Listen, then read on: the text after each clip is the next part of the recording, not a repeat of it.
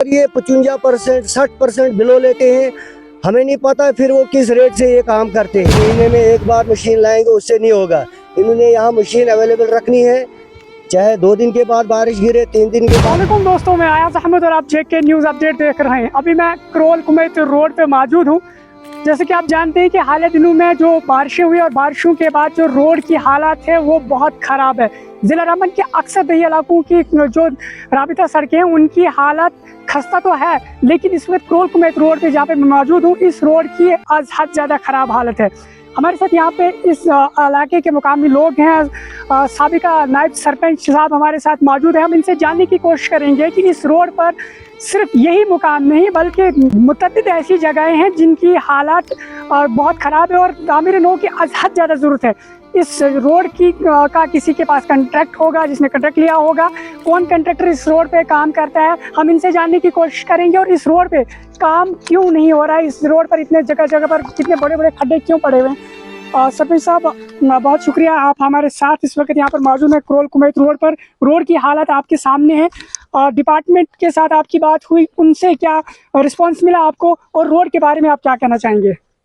शुक्रिया अयाज साहब आपके चैनल का, क्योंकि कल की डेट में मुझे एक फ़ोन आया, यहाँ 2 गाड़ियों के पट्टे लगातार टूटे।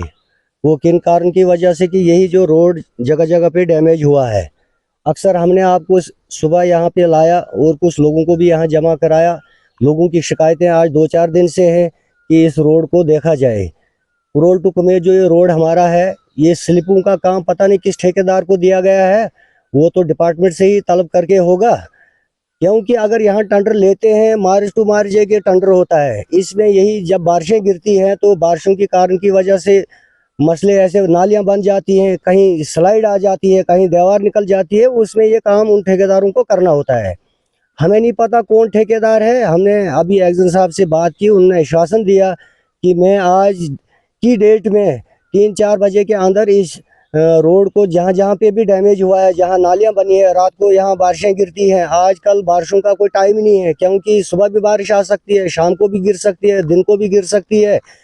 आज तक मौसम खुश्क था, आज के बाद जो बरसात का टाइम शुरू हुआ है तो यहाँ अक्सर बारिशें होनी है।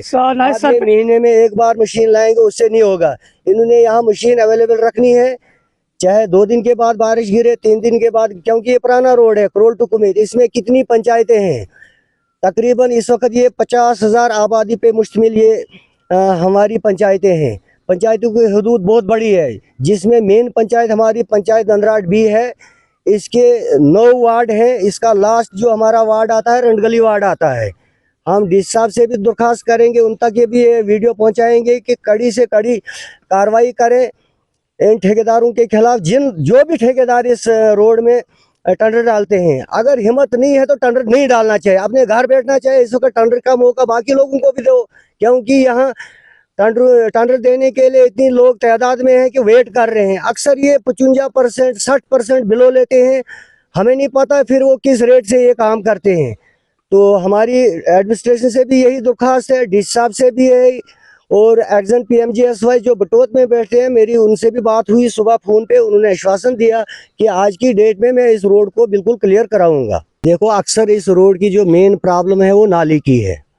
हम लोगों ने कितनी बार एडमिनिस्ट्रेशन से दरख्वास्त की, गवार लगाई और लिखत में रेजोल्यूशन दिए कि कम से कम इसको एक कच्ची नाली तैयार करें तमाम रोड को।